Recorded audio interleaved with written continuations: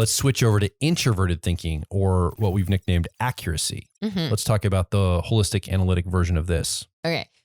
So the way that Dario describes analytic introverted thinking makes it sound like the worst person in the world. But I'm realizing that tracks. Yeah. I'm teasing. I'm kidding. Well, and this is unsurprising. These are the people online that are bitching about the TPs in their life. Like this person it's not introverted thinking. No. It's probably a very analytical, probably a young person or less mature person, even if they're older, using a very analytic version of it that causes everybody their trauma. Yep.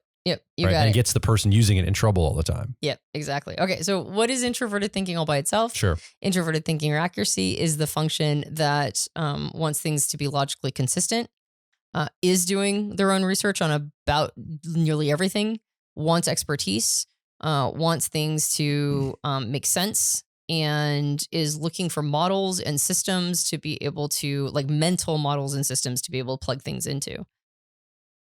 Precision is important. Accuracy is important. Whether or not the model is entirely mental, it can be a physical model as well, but the precision part is important. And attention to precision detail is important too.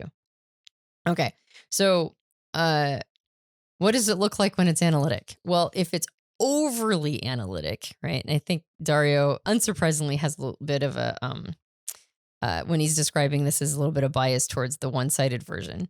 But he calls the analytic introverted thinking or accuracy the critic. And this we could say the calibrator. This is a stubborn person. That would soften it up a bit, wouldn't I don't think it would, and I don't think that's helpful. I think I remember it really is the critic. I remember being this person, and it really is. I think the person is obnoxious. And this was me. So but there's good things that come with it. So hang tight and you'll hear all the good things that come along with it. This is a person who wants to provide expert guidance, and so therefore is an expert, right? And wants expertise as much as humanly possible. The challenge is that usually it's based on like one or two mental models of the world. So I remember being this version of introverted thinking or accuracy when I was younger, when I was religious. Everything had to filter through the mental model of my religion. And when an analytic introverted thinking or accuracy user is too one-sided, it means like almost a wholesale rejection of anything that does not match one's mental model. If it doesn't make sense to me, it doesn't make sense. Yeah. And so that's when you get the argumentative, that's when you get the you're wrong, that's when you get the sort of statement, prove me wrong, period. Yes, exactly. Yep. Yeah. It's a function that when it's overly analytic lacks modesty and humility, really. It's like it has a hard time inputting information that doesn't already track. And there's not enough, questioning of self. By the same token, and of course there's a desire to correct errors, right? And a desire to be helpful in that way. Well, and a ton of good things of like highly functional output that's very precise and accurate. Yep. I mean, I want an analytic, introverted thinking accuracy person to be my brain surgeon. Yep. I don't want them to be open and like have optionality. I want them to have expert subject matter in what they're doing. I want them to be highly trained and skilled. I want them to bring everything into that mental model and, operate on my brain properly and do it well. Yep. And so there's a lot of benefit here. And that's what they do. They act as reliable experts in a particular discipline and bring a lot of active problem-solving power. And so it's usually the more analytic version of this function that is successful in life, right? They bring all that wattage, all that expertise, all that that desire to understand and know and fit it into the model. They bring that to various circumstances and situations. And so they usually end up being or can become quite successful because they're focusing all that wattage in a specific direction. And remember, it's driven, it's analytic. It's like, it's bringing this to end games and goals. By the way, we are starting something very new here at Personality Hacker. Now, you might be listening to this years from now, and so it's something that's gone on for a while. But as of the time of this recording, it's fairly new. We're starting up an experience of our podcast live once a week online in a virtual format. So what we're doing is we're gathering a group of like minds to come together once a week to watch this podcast together. And then right afterward, we have a membership program where people can come. It's called a personality quest.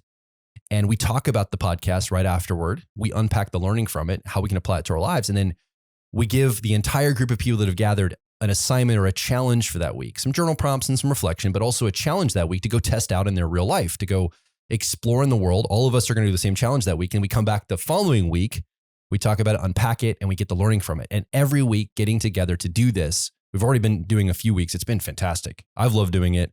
It's awesome to see people come and gather live to watch the podcast, talk about it, and go do challenges in their own lives. You should be a part of this. If you're listening or you're watching, we want you to be part of it. Currently, we're doing it on Sundays. You can find out more information and be part of Personality Quest if you come over to personalityhacker.com/quest.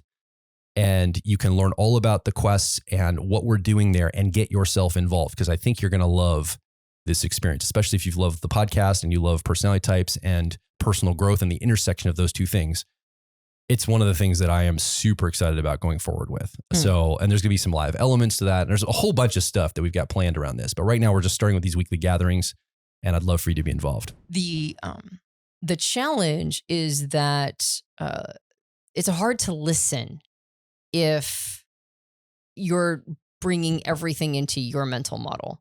And so it's on your turf, your terms. Yeah. So if something lives outside of the framework you've drawn and all the data that floats inside of that, you just might disregard it, not even see it, be ambivalent toward it, however that looks. Or reject it wholesale because it doesn't fit into your model. Yeah. Right. And so so the challenge is hearing other people and not asking how it's fitting into their mental model. It's whether or not it fits into your mental models. And if it doesn't, then prove me, it's like you said, prove me wrong or whatever. It's like, well, either I reject it or I think it's dumb, or you have to explain how it fits in my model. And if you can't, then why would I listen? Right. There's a stubbornness there.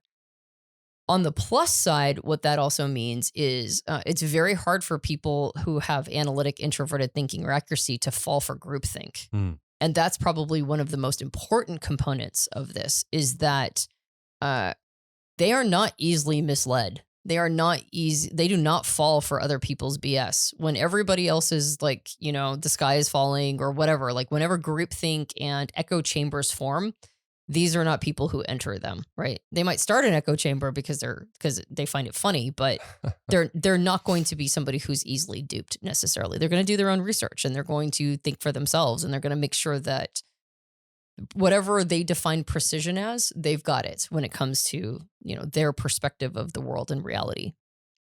And so they tend to be successful. They tend to be hard to dupe. They tend to be experts in their field. And they also come across harsh, and they can be quite argumentative, and people can have a hard time with them. They can really struggle socially. I also just want to make a mention here that we've drifted a little bit to talking specifically about people that carry this, that have it in their personality. All of us have these functions in us, not just TP types, have accuracy, introverted thinking. And all of us have extroverted thinking or effectiveness, not just TJ types. Yep. I want to make that comment because as you listen along, part of you has an accuracy part, right? And there's an introverted thinking part of you that might have a bend toward being more analytic or more holistic, but it may not be your strength. You may not be a TP. This might be down in your shadow, and yet you still might be finding yourself in weird moments being argumentative and making people fit things in your mental framework. And all the characteristics you're talking about here, that somebody higher up does it more in a more sophisticated way. You listening along might still find yourself leaning one way or the other.